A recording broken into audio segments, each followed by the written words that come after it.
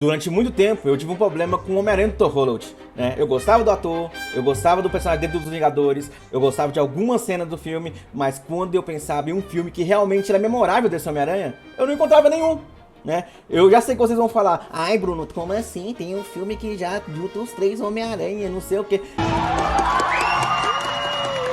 Sim, tem! Sim, lógico que tem! Mas, cara, para mim, tem o Sem Volta Pra Casa, é um ótimo filme, mas é divertido, é emocionante, proporciona um dos maiores eventos da história do cinema, de super-heróis. Mas eu faço uma pergunta: se tirasse o Tobey Maguire, Andrew Garfield e os vilões antigos daquele filme, o que sobrava? Ainda existe um bom filme? Bom, provavelmente, né? Mas será que seria lembrado da mesma maneira? Pra mim não. Boa parte do Sem Volta Pra Casa vive de nostalgia, né? É apoiado disso. E nos retornos que celebra as versões antigas do personagem. Mas agora tudo mudou, né? Porque o Homem-Aranha de um dia finalmente entregou tudo aquilo que eu esperava desde a primeira aparição do Tom Holland, né? É um filme que significa o que é ser um Homem-Aranha. E então, só que ele também possui um problema curioso, né? Esse pode ser o melhor filme do Homem-Aranha do Tom Holland, mas talvez ainda seja o melhor filme, não seja o melhor filme do Peter Parker, né? Hoje eu vou explicar o motivo. E avisando, hein? Tem spoilers desse filme, esse vídeo. E então, vou falar sobre o Peter, MJ, Ned, Jean Grey. Então, bora nessa! Vamos lá do raio!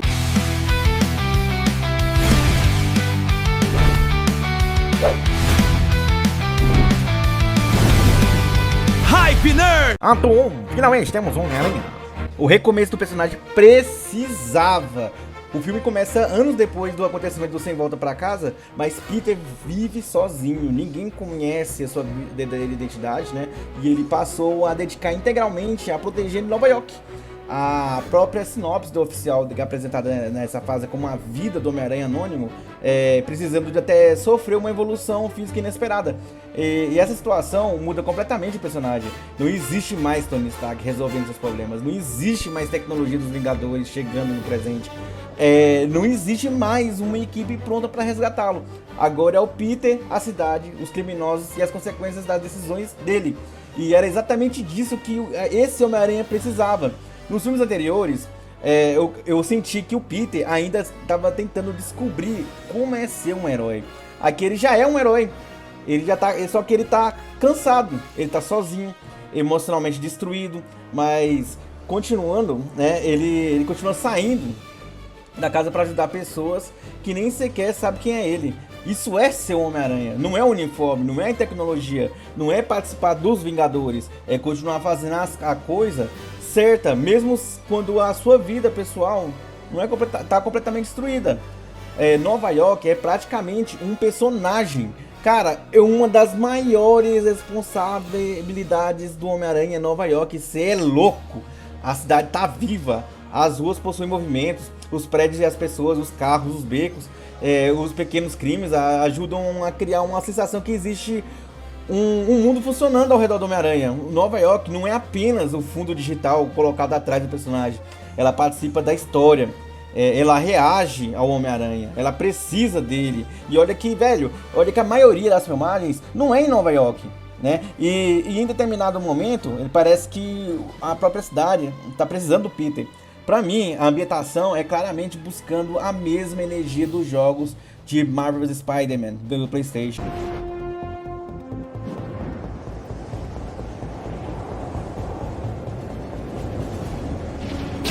Não estou dizendo que copiaram as cenas específicas, mas estou falando da sensação, né? Você vê o Homem-Aranha atravessando uma cidade movimentada, lidando com diferentes ameaças e parecendo realmente fazer parte daquele ambiente. Nos jogos, né? Nova York ele funciona quase como outro personagem. E esse filme finalmente consegue trazer isso para os cinemas. Nos filmes anteriores, o Tom Holland, ele muitas das vezes ele sentia que ele poderia estar em qualquer lugar, mas aqui não. Esse Homem-Aranha é de Nova York. Mas eu tenho que falar do figurino. O figurino também funciona muito bem. É um uniforme que possui identidade, combina com essa nova fase, né? Passando por a sensação que o Peter está utilizando algo feito por ele. E não apenas mais um presente tecnológico. Ele ainda possui recursos impressionantes, mas visualmente existe uma simplicidade maior, né? É o Homem-Aranha mais urbano, mais próximo das ruas, né? Mais independente. Por isso mesmo, alguns questionamentos eu vou levantar depois, mas a minha nota do figurino é 9. Ato 2, as melhores relações do filme. A parceria entre o Homem-Aranha e o Justiceiro é facilmente uma das melhores escolhas do filme. Eles possuem a química demais. E essa química não vem porque os dois concordam, vem justamente porque eles enxergam a justiça de completamente diferentes, né? O Peter acredita que todo mundo pode ser salvo, o Frank Castle acredita que algumas pessoas já ultrapassaram qualquer possibilidade de salvação. É uma parceria que também é uma desavença constante, né? Eles precisam de um do outro, mas respeitam algumas capacidades um do outro, mas moralmente estão sempre próximos a entrar em conflito. A participação do Justiceiro também combina com a proposta mais urbana do filme. Antes do lançamento, o Kevin Feige, né, já havia explicado que o objetivo dessa nova fase era finalmente mostrar que o Tom Holland, como Homem-Aranha, independentemente, estava enfrentando os crimes na rua de Nova York, o que justificava a presença dos personagens como o Frank Castle, né? O melhor do filme é que não transforma o Justiceiro em um simples alívio cômico. Ele continua sendo perigoso, ele continua sendo brutal, mas também não faz o que o Peter parece um idiota por discordar dele. Os dois possuem argumentos compreensíveis, né, dentro das suas próprias experiências, mas exatamente esse é o choque de ideias, né, que faz a dupla funcionar. Quando o Peter fala, eu sou que nem você, o Frank Castle já fala logo, né, pô, claro que não, pô. O Peter, né, e a MJ é um relacionamento que realmente terminou, né, nesse filme. Agora precisamos falar disso, né, da MJ, né. E eu gostei muito da maneira que o filme tratou a relação dela com o Peter, porque não existe uma solução mágica, né? O amor que eles viveram existiu. O Peter se lembra, nós nos lembramos, mas a MJ, aquela história, né? Desapareceu, virou poeira. Isso torna qualquer aproximação extremamente dolorosa, né?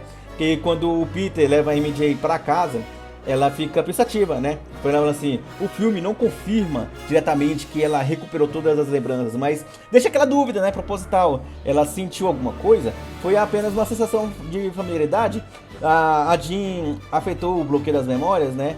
A MJ realmente começou a lembrar das partes da relação, porque aquela parte que o Peter tá levando ela pra casa, você vê ela pensativa, né? Uma MJ pensativa, né?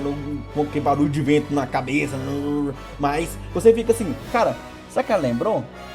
Bom, a gente não vai saber agora, né? Mas a explicação pode ser um final abrangente, né? Um pouco de interpretação, algumas entendem que o MJ recuperou os fragmentos da memória, mas enquanto o filme evita transformar isso em uma reconciliação imediata. E eu gosto dessa dúvida, né? Eu simplesmente gosto disso. Seria muito fácil fazer a MJ olhar para ele, né? Lembrar tudo que o casal voltou ser a mesma instante, que, cara, aquilo me incomodou bastante, aquela cena da Jean Grey, né, no corpo da MJ, enganando todo mundo no cinema, como se ela tivesse lembrado magicamente que era o Peter, com apenas um beijo. Cara, aquilo ali, cara, era de cair o da bunda, velho, sinceramente, aquilo ali eu tava tipo assim, caraca, mano, não faz isso, não faz isso, não faz isso. Quando eu vi que era uma trollagem da Jean Grey, eu falei, cara, nossa senhora, ainda bem. Mas isso diminuiria o peso, né, do sacrifício do sem volta pra casa. Mesmo que seja lembrando que ainda não existe um trauma, ainda existe uma vida que construiu sem Peter Parker, né? E ainda existe um fato de que foi ele que decidiu, né, não revelar a verdade. O romance deles acabou. Talvez não pra sempre, mas aquele relacionamento específico terminou. E o filme respeita isso. Isso que é o foda, né? E o Ned, né, foi stalkeado pelo Peter. Cara, agora o Ned, coitado, o Peter chega praticamente utilizando todos os bônus de amizade acumulados durante anos, viu? Que quando o Ned nem sabe que está na frente dele, a relação dos dois é engraçado, mas também é triste. O Peter conhece os gostos dele, stalkeia ele em rede social, conhece seus comportamentos, sabe conversar com ele, mas o Ned não possui acesso a nenhuma das lembranças. No final, né, eu disse que o Ned começa a recordar a amizade, especialmente talvez das interações, né, e dos gestos compartilhados, mas abre espaço para reconexão futura. Eu acredito que essa relação pode ser ainda mais interessante no próximo filme, porque recuperar a amizade não significa simplesmente voltar ao ponto que ela parou, né? O Ned pode descobrir que o Peter sabe toda a verdade, e mesmo assim escolheu permanecer distante, e isso pode gerar uma relação muito complicada. Mas tem aquele negócio, talvez ele não lembrou do Peter, né? Porque tem uma parte que a MJ grita, Peter! Aí ele fala, ué, o nome do Homem-Aranha é Peter? Aí quando o Peter chega falando, meu nome é Peter, e vai lá, faz o toquinho lá, pá, tu, e ele fez aquela carinha, talvez ele teve se tocado por isso, né? Informação, pá, talvez seja isso. Mas, bora falar de Jean Grey, né? Jean Grey e os X-Men, e o personagem que a Jean Grey possui é uma função muito clara. Mostrar definitivamente que os X-Men existem nesse universo. E ainda, né, a grande ligação que a história urbana do Homem-Aranha e o futuro mutante do MCU, né? As revelações de que o personagem interpreta, né, por Sid Sik, é a Jean Grey, né? O uso dos seus poderes telepáticos coloca os mutantes diferentes de dentro da realidade, né? Em vez de deixá-los apenas como referência distante, só que analisando apenas a função, né, dela dentro do filme, tem uma crítica, né? Se não fosse a Jean, praticamente qualquer personagem com poderes mentais poderiam cumprir o mesmo papel da história. O filme não explora profundamente aquilo que torna a Jean Grey uma personagem única. Ela funciona, mas a atuação é boa, os poderes criam cenas visualmente excelentes, né? Mas a boa parte da importância dela vem do que representa o futuro dela no MCU, não é necessariamente da construção dela dentro da história. Ela está ali, né, praticamente colocando uma placa gigantesca dizendo: os X-Men chegaram. E ainda é empolgante, mas ainda faltou a fazer ser indispensável como Jean Grey, né? Tirando o fato que mostra um pouco da história dela, com a irmã dela e tal, o começo dela. Mas eu acho que qualquer vilão ali que com poderes telepáticos funcionava. Então ali tá só, caraca, os X-Men, né? Opa, antes da gente retornar ao vídeo, né, eu tenho um recado pra vocês, né, um convite, né, na verdade. Eu deixo aqui um convite rápido aqui, além dos vídeos aqui no canal, eu também faço lives na Twitch. Por lá, nós jogamos, nós conversamos sobre filmes, reagimos a novidades, discutimos teorias com diretamente um chat, né. Então segue lá, né, na Twitch. Bromdark12. O link tá aí na descrição, tá? Nos comentários fixados. E agora, vamos voltar ao vídeo, hein? Ato 3. Um ótimo Homem-Aranha, mas ainda falta o Peter Parker. Esse filme praticamente é perfeito quando precisa mostrar como é ser o Homem-Aranha. A responsabilidade, o sacrifício, a cidade, os resgates, o conflito moral, o peso de continuar lutando, né? Mesmo quando ninguém conhece que é aquilo que o Peter perdeu. Tudo isso tá aqui. Mas existe uma diferença entre mostrar bem o Homem-Aranha e mostrar bem o Peter Parker. E para mim, o filme ainda possui uma dificuldade com a segunda parte, né? Nós temos o drama que ninguém lembra dele, isso funciona muito bem, mas fora esse conflito, né, da vida civil do Peter, continua um pouco menos explorada, né? Como ele paga aluguel, onde ele trabalha, como ele compra comida, como mantém seus equipamentos, como ele consegue peças para criar suas tecnologias extremamente avançadas. Todo mundo tá fazendo a mesma pergunta: de onde esse rapaz tira esse dinheiro? Onde? Nós estamos falando que o Peter Parker perdeu praticamente todas as suas conexões, né? Ele ainda não possui apoio dos Vingadores, ele não possui estrutura de Tony Stark, não possui a família para ajudar ele, mas mesmo assim ele continua aparecendo com tecnologia extremamente cara e soluções científicas avançadas. O problema não é o Peter conseguir construir coisas, ele é um gênio, isso faz parte do personagem. O problema é o filme não mostrar onde vem esses recursos. Ser inteligente não faz com componentes eletrônicos surgirem gratuitamente no quarto, né? Gratuitamente. Bastava uma ou duas cenas, né, do Peter trabalhando, vendendo fotografias, consertando equipamentos, reaproveitando peças antigas, né, fazendo trabalhos técnicos, qualquer coisa para mostrar que ele sustenta essa vida. Isso transformaria a dificuldade financeira, né, em parte do drama. Porque se o Peter, né, não é apenas... Não, na verdade, vamos falar a verdade. O ser Peter não é apenas sofrer de amor, também é atrasar para o trabalho, né? Porque precisa salvar alguém. Ele não consegue pagar aluguel e ainda precisa escolher entre responsabilidade pessoal e responsabilidade heróica. Essa é uma camada que ainda está faltando, né, no personagem. E eu, né, particularmente, todo mundo acha isso, né, impressionante, né? Tipo assim, caraca, como você tem essa opinião? Porque eu falo, pra mim, o Homem-Aranha do Tobey Maguire, né, não é tão legal quanto esse novo, né? Não é tão legal quanto esse novo. Mas o Homem-Aranha do Tobey Maguire sabe mostrar muito bem, né, essa dificuldade do Peter. Ele sabe mostrar muito bem isso. O Homem-Aranha 2 é praticamente, né, uma exceção da minha opinião, porque o Homem-Aranha 2 é realmente uma obra-prima e mostra justamente a dificuldade que o Peter passa. E é um exemplo que esse filme devia seguir, que faltou muito mostrar o que é ser o Peter Parker. antes do lançamento, né, circulavam as imagens do Tom Holland usando outro uniforme durante as filmagens, né? Mas essa versão acabou não aparecendo num corte no final. Isso pode significar que a cena foi removida, né? Que o traje era utilizado apenas para determinada etapa da produção ou alguma sequência que foi modificada. Para mim isso incomoda, né? Porque cria a sensação de que existe uma parte da evolução visual do personagem que ficou de fora. Talvez uma cena que explicasse melhor a construção do traje. Talvez mostrasse o Peter utilizando uma versão improvisada, né, antes de concluir o uniforme definitivo. Mas também o que ficou deixado de parte é o uniforme que estava utilizando de uma loja, né? Talvez o Peter ia trabalhar numa loja, não sei, mas fica aí, né, que foi cortado. Sem essa passagem de tecnologia, parece chegar pronta demais, né? Isso conecta diretamente o problema com o recurso. A explosão do beco, né? Que ninguém percebe no filme, isso também me incomoda bastante. Tem uma cena no filme que o Peter, ele acidentalmente deixa uma bomba de teia cair no beco e ela explode. Pum! Aí ele sai de lá, aí vem a Jean Grey no corpo de um cara, né? Mas ao redor, todo mundo andando, seguindo a vida tranquilamente. Cara, ninguém viu aquela bomba explodindo, cara. Foi uma explosão enorme. Agora, existe uma coisa que realmente me incomoda, né? O barulho, o impacto, o movimento, uma explosão aconteceu em Nova York. E ainda ele sai do beco, né? E todo mundo andando normalmente. Ninguém olha, ninguém corre, ninguém pergunta o que aconteceu. Parece uma explosão que aconteceu em outra dimensão.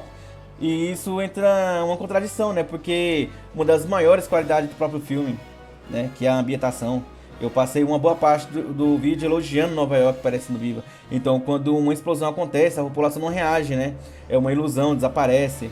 A cidade viva precisa reagir ao acontecimento e as pessoas deveriam se assustar. Alguém deveria filmar, a polícia poderia aparecer, os carros poderiam parar, não precisava virar uma grande sequência, né? Mas precisava existir alguma consequência visual. E é uma falha pequena que dentro da história completa, porém é estritamente perceptível. Durante a cena, o roteiro tem pontos mais fracos, né? Que é o filme possui ideias excelentes, a solidão de Peter, a relação com o Justiceiro, a dúvida sobre as memórias da MJ, a ligação do Ned com o passado, a introdução da Jean Grey, a evolução dos poderes do Peter e se tornando uma parte central da ameaça enfrentada por ele, né? E o problema é que nem todas essas ideias recebem o mesmo desenvolvimento. Algumas existem mais, né, preparação para outros filmes que vai vir, e outros deixam perguntas sem respostas. E ainda determinada conveniência, né, acontece porque o roteiro precisa levar o Peter rapidamente até a próxima cena. Por isso mesmo eu gostaria que o filme recebesse a nota 7,3, né? Pelas consequências, pelos alguns desenvolvimentos, né? Faltou mostrar um pouco o que era o Peter. Mas 7,3 não é ruim, né? Tá acima da média, mas poderia ser muito melhor se dedicasse mais tempo à vida civil do Peter, tratasse algumas consequências com mais cuidado. Mas enfim, né? Vamos para as notas. As notas, atuação é 10. Cara, Tom Holland entrega sua melhor atuação como Peter Parker, como Homem-Aranha. John Bennett, né, ele funciona perfeitamente ao lado dele. A Zendaya consegue transmitir a dúvida da familiaridade, mesmo sem depender das grandes explicações. O Jacob Batalon, ele equilibra o humor, né, a melancolia, né, do Peter sobre ele. E a Sadie Sink, que possui a presença suficiente, né, para apresentar uma Jean Grey dentro do MCU. Nenhuma atuação importante me tirou da história. Então vamos ficar com 10 na atuação. Figurino, nota 9. O uniforme funciona, né, que possui personalidade. Vamos combinar aqui os uniformes. O uniforme do Peter, ele tem personalidade, né, combina com a proposta urbana. Só faltou explicar um pouco melhor, né, como o Peter conseguiu construir e manter equipamentos tão avançados, né. Tem uma parte que mostra ele construindo uma parte da máscara, mas, né, pouca coisa assim. Então vamos manter 9. Ambientação 10. Nova York está viva, é a cidade que participa da história. Finalmente dá o Tom Holland um território próprio, né? É uma ambientação que lembra a energia dos jogos do PlayStation, que entende a cidade, né, e a parte essencial do Homem-Aranha. Cara, 10 de 10. O roteiro, 7,3, como eu falei, né? Possui conceitos excelentes, né? Deixa questões importantes sem resposta. Funciona melhor com a construção do Homem-Aranha da rotina sem o Peter Parker. Mas, 7,3. Efeitos e CGI, cara, 10, né? Aqui não tem o que reclamar. Os movimentos do Homem-Aranha possuem peso, né? As teias parecem fazer parte da cena, os poderes da Jean Grey funcionando visualmente, né? Que quando mostra a parte da possessão da Jean passando de corpo em corpo, cara, é uma coreografia, né? Teve coreógrafo ali pra fazer as consequências do pulo de consciência da Jean. E, cara, as sequências de ação são claras. Não encontrei nenhum defeito, né? Então, bora lá. Efeito CGI, nota 10. Vamos lá, nota final, né? Roteiro 35%, atuação 20%, ambientação 20%, efeito CGI 15%, figurino 10%, né? O roteiro recebe o maior peso porque é baseado na história, né? A atuação e a ambientação recebe 20% para cada fundamentação da experiência. Os efeitos ficam com 15%, né? Enquanto o figurino recebe 10%. Bora fazer o cálculo. O cálculo ao todo fica 8,95, né? 8,9 aí. Se quiser arredondar aí para um 9, fica à vontade, mas eu vou manter 8,9, né? E então vamos dizer que o roteiro evita explicar o Peter, né? Como ele sustenta a vida dele. A tecnologia dele parece clara, né? Cara demais para alguém que completamente vive sozinho. Jean Grey funciona mais o anúncio mais como chegada dos X-Men, né? Como personagem indispensável da história. Algumas cenas como explosão no beco, ignora completamente a reação do pessoal passando ao redor. Cara, isso aí pesa bastante pra mim. É um detalhe, mas, né? Cadê? Mas mesmo assim, sem esse defeito desse filme, fez algo que os anteriores não conseguiram fazer, né, comigo, né? Ele me convenceu completamente que o Tom Holland é o Homem-Aranha. Isso tá claro. Não é apenas um integrante jovem dos Vingadores. Não é apenas um sucessor emocional do Tony Stark. Não é apenas um personagem que é responsável por reunir versões antigas de herói. O Homem-Aranha, né, é um cara que protege Nova York. Que não pede ele pede partes da sua própria vida para salvar desconhecidos. Que discorda do Justiceiro, né, porque ainda acredita que as pessoas podem ser salvas. Que a MJ, sabendo que ela foi o amor da vida dele, mas entende que não pode simplesmente exigir que ela volte, que ele continua se balançando entre os prédios, né, mesmo quando ninguém no mundo sabe que ele é o Peter Parker, mas caramba, cara, a MJ falando eu não te amo, cara, deu vontade de chorar por ele. E o que me deu uma aquecida no coração é ver o sofrimento de Nova York com o Peter, quando o Peter estava internado, né? Vamos dizer, o Homem-Aranha estava internado. Nova York estava lá na janela para aquecer o coração do Peter. Ele viu que ele era amado. E ele não é amado pela MJ, tudo bem, mas pô, a cidade me ama. Vamos dizer assim. Pra mim, esse, sem dúvidas, né, é o melhor filme do Homem-Aranha do Tom Holland. Sem Volta Pra Casa poderia ter sido o maior evento, mas Um Novo Dia é um filme que finalmente deu uma identidade própria para a versão do personagem. E olha que tem vários filmes atrás, hein? Vários filmes agora que começa a verdadeira trilogia do Homem-Aranha, hein? E ele é perfeito, né, para mostrar como é ser o Homem-Aranha. Agora falta o próximo filme que mostra completamente como é ser o Peter Parker. Mas, bora lá! Agora eu quero saber a opinião de vocês, né? Se o Homem-Aranha, Um Novo Dia também é o melhor filme de Tom Holland. Se vocês acham que a MJ realmente começou a se lembrar do Peter. E como que esse rapaz consegue pagar o aluguel e construir toda essa tecnologia. Como? Comente abaixo aí, hein? Deixa o like, se inscreva no canal e ative a notificação para acompanhar os próximos vídeos. Também segue no Twitch, hein? Eu sou o Bruno de Castro e a gente se encontra além do raio.